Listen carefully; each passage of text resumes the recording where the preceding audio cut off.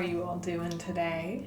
So before I get started, I want to say thank you for all of you that were so supportive with letting me take some time just to myself. I needed a moment to catch my breath and recenter myself, and I used last week, or really the last couple of days, to do that. But now I am very excited to get back to work, and I thought what better way to start than with the Q&A. So I asked first over on my Patreon for any questions they had pertaining to, well, anything. And then just for some filler questions, I asked again over on my Instagram. And so I tried my best to consolidate as many questions as I could and pick the ones that I saw getting asked over and over again. Now, I would like to say there were quite a few questions that were asked again that I answered in my first Q&A. And those are questions about my herbalism school, or my clothing choices, or if I'm vegan. All of which I answered in my previous Q&A. I will link that down below along with all of the questions I answered in that video. But anyways, thank you guys so much for all of your questions, and without further ado, let's get into this.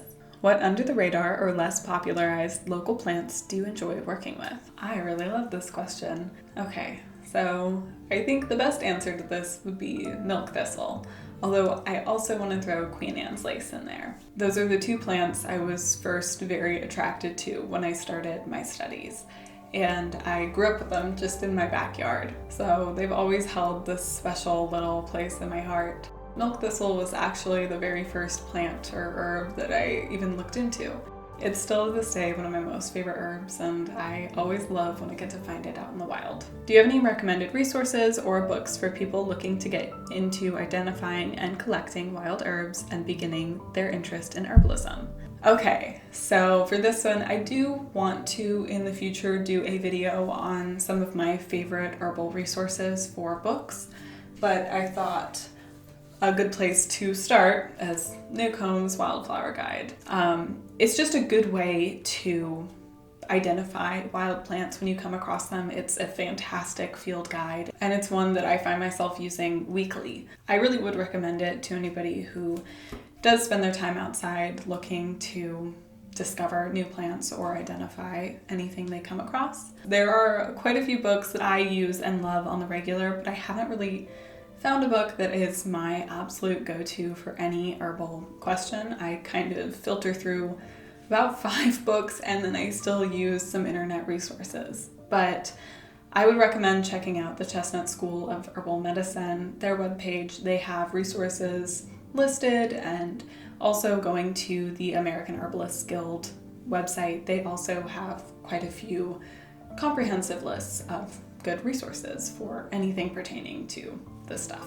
Would you ever consider creating online courses in herbalism for beginners? I would love to. This is something that I have thought about doing ever since I started doing herbal classes, and even a bit before. It is something that I will not be able to do for quite a long time. That is many, many years down the line, but it is certainly something that I would look into and enjoy doing, and I have thought about it here and there some. And I've started designing some lesson plans. But I was also that kid who was in elementary school designing lesson plans, so I don't know. I just kind of enjoy planning and teaching, so it is on my list, but it would not be for a very, very long time. 1, how will you be celebrating the upcoming harvest festivals? And 2, do you journal in addition to your Book of Shadows? So I am planning to spend a lot of time in the kitchen, as I always do for any of the Sabbats or harvest festivals especially. I have quite a few bread recipes that I've been working on recently, and I'm hoping to have more of them perfected by the time I get through them. But I intend to be spending a lot of time in the kitchen, and I'm hoping to have some socially distanced celebrations with close friends and people that are interested in joining in some little quick things. But for the most part, I plan on spending time outside, cooking, and with people that I care about. And for the journaling question, yes, I do. Recently, which I will get into in a minute, I have started doing more tarot things, and so I've been documenting a lot more with tarot readings that I've done for myself and things like that. And I have on and off for a couple of years now recorded my dreams or meditations. So yeah, I would like to know how you connect to your lineage. I really appreciate this question. So this is something that I have been working on for quite a while now. And if we're being honest, a lot of my draw to my beliefs and such comes from my heritage. So I have a pretty good deal of Scandinavian ancestry, and so a lot of what I try to do to connect back to that is with researching mythology and understandings and the faiths that people followed from where I came from. And in addition to that, a lot of my practice revolves around some traditional uses and practices that people of Scandinavian descent followed. What you show on YouTube is always so lovely and has a beautiful aesthetic. I know that can only be a small part of your everyday, so I'm curious. When you aren't doing your herbal works or other witchy practices, what are your guilty pleasures in day-to-day life? I appreciate this question so much. Let me also say, this question was one of the reasons that I decided I needed to take a little bit of a break, because I realized that I have not been giving myself any space to really fall into some guilty pleasures and do things for myself, because I've been working so much. So I took some time to re-enter those things. But I really love to play video games, and I tend to play a lot of Skyrim, and I really love Fallout. And recently I started playing Red Dead Redemption. That's basically how I spend my free time that you guys don't see so much of on YouTube. Are you living where you dreamed you would live? Is there another corner of the world that forever has your heart? I am so glad somebody asked this question. So I am actually not living where I dreamed I would live. As much as I love Virginia, it is very, very hot in the summers, and the winters leave much to be desired. They tend to be just brown and wet, and occasionally we'll get snow, but I've lived in the same small town my entire life, and I absolutely love it here, and it will always be this really important place in my heart. But there's so many places that I would love to go and see. I don't really have anywhere in particular that is super calling my name beyond Washington State. My family is initially from there on my mother's side. And so every summer since I was a child, I've spent a couple weeks up in a cabin that was built by my great-grandfather. And so that is a place that I would like to explore further and attempt living in at some point. Maybe soon. But beyond that, there are quite a few places that I am very eager to try living in. I would love to go up to Vermont or Maine, and I am very curious about what it would be like to live in Alaska. I really love winter, real winters, and I love seasons. I need to live somewhere with that cycle of seasons, but I do want to go a little bit more up north. So that was a long answer. I'm very rambly today, if you can't tell. But no, I'm not living where I dreamed I would live, but I'm hoping to find my home soon. If you could go anywhere, where do you want to travel to once everything opens, and why? And another more philosophical question. How does one discern the absolute truths and answers to questions in life from falsehoods or incorrect answers? I have always wanted to travel to Scandinavia in general.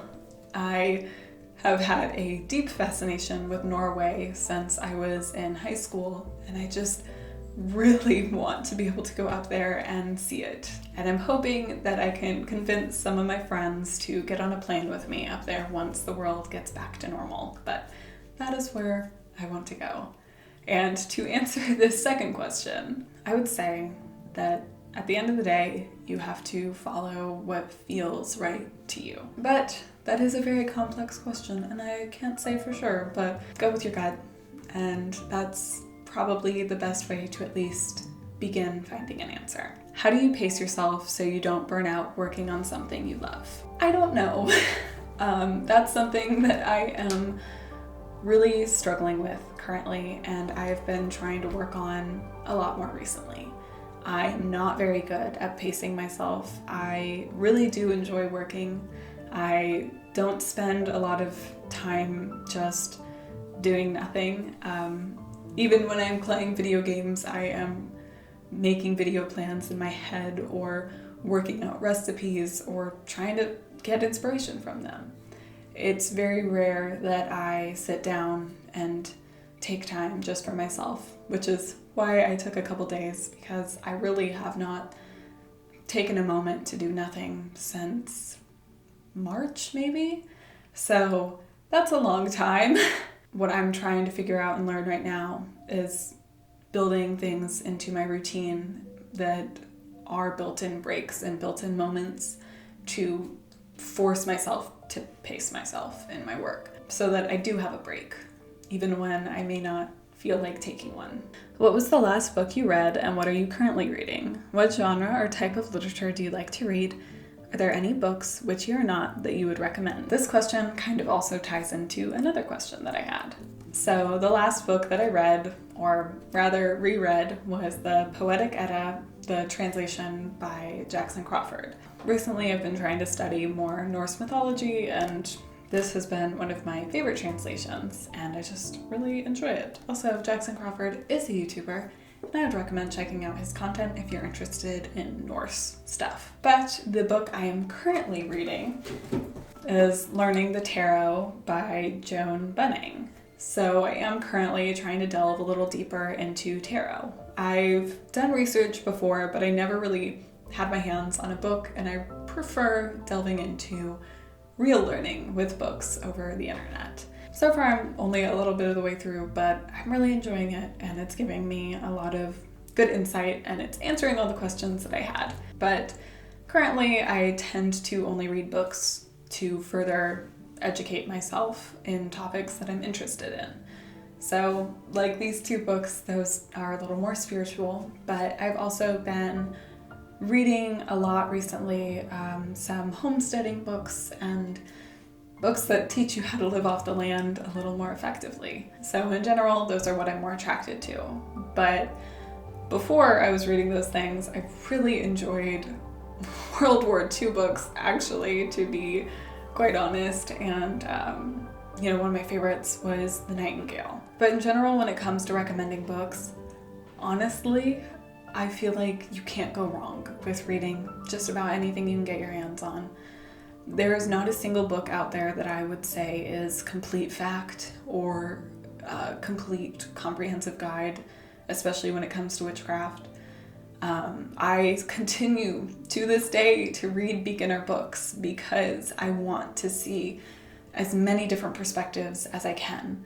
And I think that is really what is most valuable when it comes to learning and understanding, is just seeing all the different perspectives that you can. So I have thought about doing book recommendation videos, but honestly, every time I read a new book, I want to recommend it because I just feel like you can't go wrong. Even if you're reading a book that you don't completely agree with or align your practices to, you're still building your knowledge and growing more insight. So when it comes to recommending books, I want to be a little wary about that, just because I don't want people to read one book and think they know everything moving forward. So I guess my recommendation is to just read as many as you can. Pick one, read through that author, and then pick another. I know that's probably not the answer you guys want, but that's honestly the best one that I can give. Favorite musical artists, all-time favorite movie. So my favorite musical artists, currently I've been listening to, actually for the last couple of years, I've been listening to a lot of Mandolin Orange and Trampled by Turtles. I think those two are my favorites. I really enjoy anything kind of folky and, you can sing and dance to it or stuff like that. So Trampled by Turtles and Mandolin Orange are my favorites. And for all-time favorite movie, I had to do some thinking on this one because I really don't watch a lot of movies or TV, and it's been a while since I sat down and really watched a movie, although I really love Handmaid's Tale. That is the one series that I have watched recently. I watched it this winter, and I am in love with it. It is so beautiful. The cinematography, incredible. The story is heart-wrenching, but very, very powerful. It's just so inspiring. But for a movie, I think I may go with Amélie, which is a French film. But I just really loved the cinematography. It's such a beautiful, beautiful film, and No, it's just art. The whole thing is art, and I really appreciate that. How do you maintain your practice during low moods or times of struggle? It was really important for me to include this question because I get it a lot. If I'm going to answer honestly, when I am struggling or in a low mood, my practice is the first thing that I go to.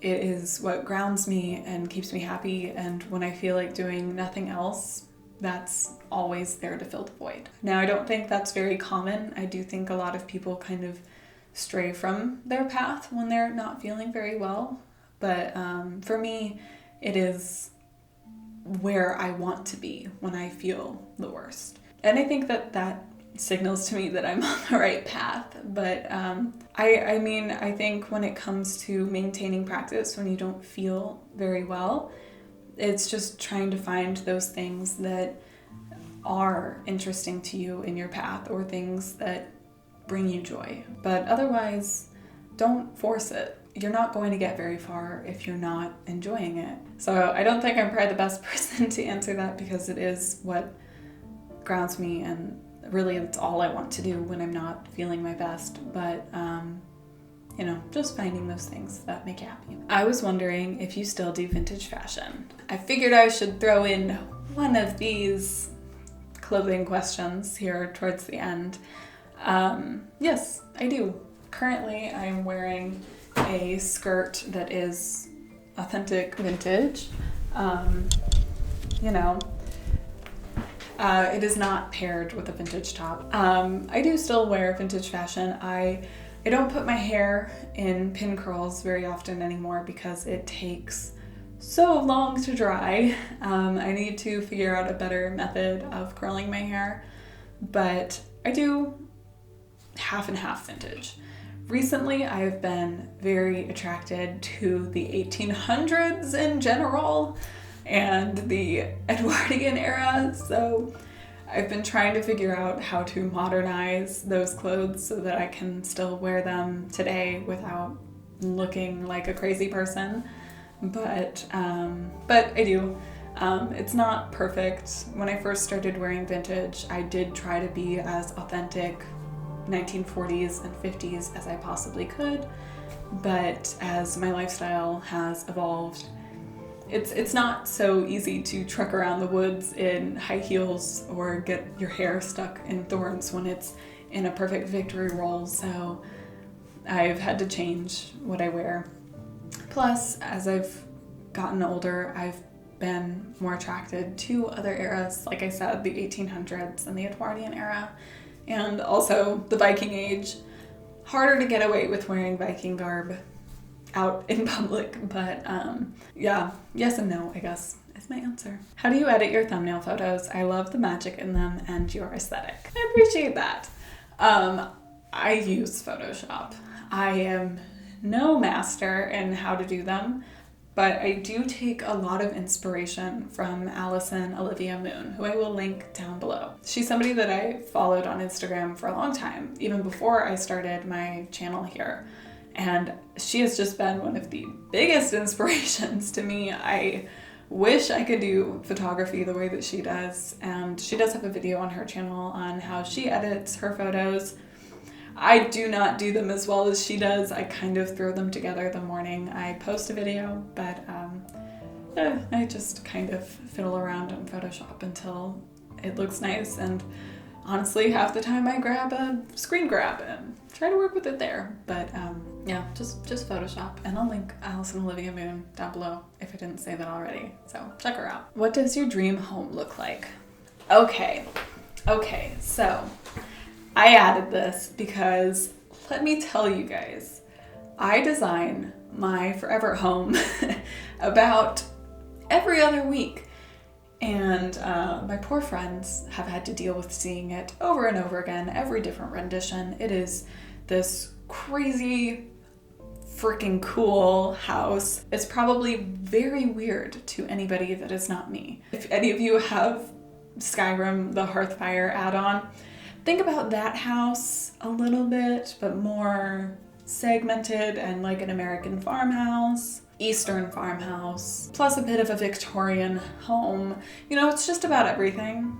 Old and cool, smashed into one. Lots of dry hanging herbs, natural light. I want a greenhouse attached to my kitchen. I would like to be able to heat it slowly with the fireplaces.